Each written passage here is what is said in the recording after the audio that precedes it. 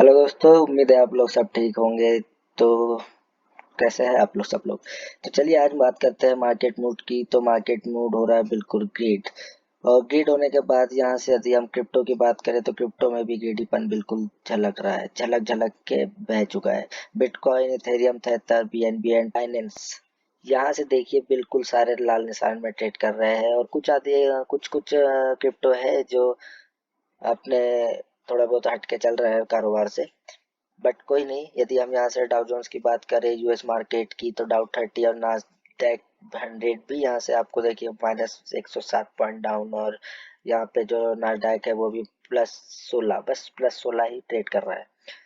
तो ये सब चीज़ें थोड़ी सी इफेक्ट करती है, क्योंकि यदि हम यूएस मार्केट को देखें, हमारा जो मदर मार्केट कहा जाता है यूएस का, और जो क्रिप्टो का मार्केट है, वहाँ से भी हमें कुछ सिग्नल्स और कुछ स्ट्रेटेजी मिलती है कि हमारे मार्केट में क्या होगा। और मार्केट का मूड चल रहा है ऑलरेडी ग्रीड, तो यहाँ से फिर थोड़ी बहुत हम प्रिडिक्ट करने में हमें आसानी होती है। अब बात करें हम लोग हमारे मार्केट की, तो हमारा मार्केट आज क्लोज हुआ है निफ्टी 17,382 पे सिर्फ -6 पॉइंट की गिरावट के साथ। तो -6 पॉइंट की गिरावट तो कोई बड़ी गिरावट नहीं हुई। जहां से क्लोज हुआ, तो जहां से ओपन हुआ वहीं से क्लोज हो गया। और इसके साथ से ओपन हुआ वहीं से क्लोज हो गया। और इसके साथ ही हम बात करें बैंक निफ्टी की, तो 37,755, मतलब लगभग 233 पॉइंट की गिरावट के साथ आज बैंक निफ्टी क्लोज हुआ है। तो 233 पॉइंट की गिरावट के साथ बैंक निफ्टी क्लोजिंग का भी वही हाल था कि सुबह ओपन ऊपर हुआ और बाद की जो डे का लो बनाया उसके बाद वापस से थोड़ी बहुत रिकवरी दी और क्लोज हो गया। तो ऐसी कोई खास स्ट्रेंथ दिखाई नहीं देती है हमारे मार्केट में भी निफ्टी और निफ्टी 50 में। बाकी के इंडेक्स, हमारे जो मिड कैप के, बाकी हमारे मिड कैप और जो बाकी के सेक्टर्स थे उनमें भी थोड़ी बहुत कसमकस चलती रही। तो यहाँ हम बात करें एडवांस डिक्लाइन की, तो निफ्टी में थे एडवांस 23, डिक्लाइन 27, मतलब 50-50 का खेल चल रहा था बिल्कुल। तो चलिए यहाँ से मैं अपन बात कर ले चार्ट पे। तो चार्ट पे भी मार्केट कुछ ऐसे ही लेवल शो कर रहा है, जैसे यहाँ पर एक लेवल आ रहा है 38,500 का, और जो नीचे का एक लेवल है 36,900 का।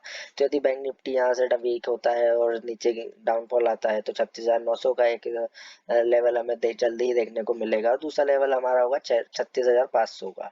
तो मतलब यदि यहाँ से बैंक निफ्टी नीचे होता है तो दो लेवल हमें थोड़े से ध्यान में रख के ट्रेड करना पड़ेगा।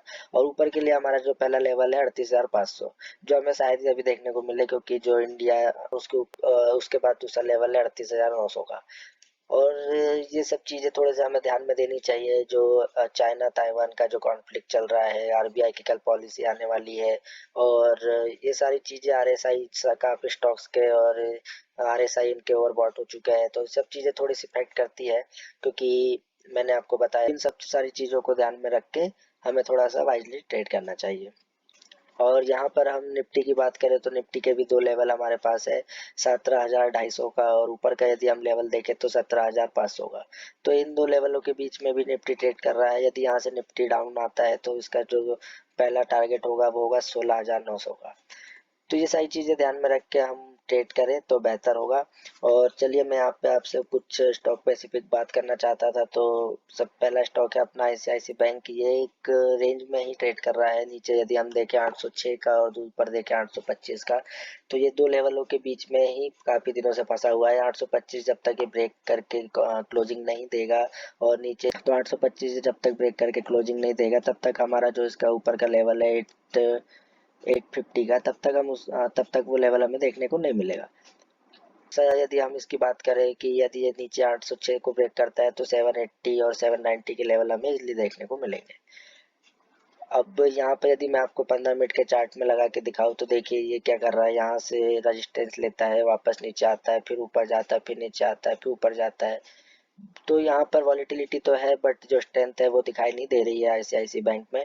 और एक और स्टॉक की बात मैं आपसे करना चाहता तो यहाँ पर एक और स्टॉक की बात मैं आपसे करना चाहता था। एक्सिस बैंक के लिए वॉलीटिलिटी तो काफ़ी है स्टॉक में, बट 735 का जो लेवल है इसका, ये भी एक इम्पोर्टेंट रेजिस्टेंस बन चुका है। और जब तक ये 734 ब्रेक होता है तो 748 से 750 हमें इजीली देखने को मिलेगा।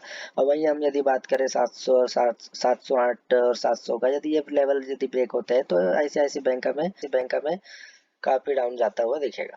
अब यहाँ से एक बात मैं और करना चाहता था आपसे कि जब इतनी सारी चीज़ें मार्केट में चल रही है, जब हम यूक्रेन और रसिया का जो मैटर चल रहा था मार्च में, उसके बाद भी मार्केट ने एक अच्छा डाउनफॉल दिखाया था हमको। तो यहाँ से हम लोग कुछ प्रॉफिट बुकिंग कर सकते हैं। यदि मैंने भी आज अपने पोर्टफोलियो से 50% की प्रॉफिट बुकिंग की है, तो ये सारी चीज़ें थोड़े ये सारी फैक्टर्स को ध्यान में रख के हम लोग यहाँ से प्रॉफिट बुक कर सकते हैं। क्योंकि यदि यहाँ से डाउनफॉल आता है 10-15%, तो हम बेटर डिस्काउंट में उन सब स्टॉक्स को अक्यूमुलेट नीचे कर सकते हैं। क्योंकि यहाँ यदि हम फंस गए तो फिर वापस से हम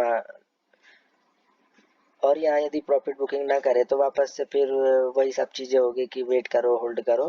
तो मेरा सोचना तो यही है कि पैसा वही है जो घर घर पे आ जाए, बुक हो जाए। इसलिए थोड़ी बहुत अपनी प्रॉफिट बुकिंग कीजिए यहाँ पर। और उसके बाद जब नीचे 10-15% हमें मिलेगा डिस्काउंट में, तब हम वहाँ पर फिर से एक्यूमुलेट करेंगे। बिल्कुल करेंगे। और जो एक चाइना और की हम बात करें कि चाइना से और ताइवान से क्या इफेक्ट हो सकते हैं, तो देखिए चाइना से हमें जो कंप्यूटर्स है और जो बाकी सब चीज़ें हम इंपोर्ट करते हैं, और ताइवान से जो हम चिप्स आपकी चिप्स और जो सेमीकंडक्टर्स, ये सारी चीज़ें भी हम लोग बाहर से इंपोर्ट करते हैं। तो इससे थोड़ा सा हमारे मार्केट को इफेक्ट होता है, और मार्केट इन सब चीज़ों को जल्दी ऑब्जर्व करके रिएक्ट करता है। तो बाकी वर्ल्ड मार्केट में तो हमें देखने को मिल ही रहा है। बाकी उसके बाद हमारा मार्केट इन सब चीज़ों को कब ऑब्जर्व करेगा और कब रिएक्ट करेगा, तो उससे पहले यदि हम लोग अपने थोड़ी बहुत प्रॉफिट बुकिंग कर लें, तो वो थोड़ा सा सही रहेगा। तो ये था मेरा मार्केट, तो ये सारी चीज़ें मैं आपसे शेयर करना चाहता था।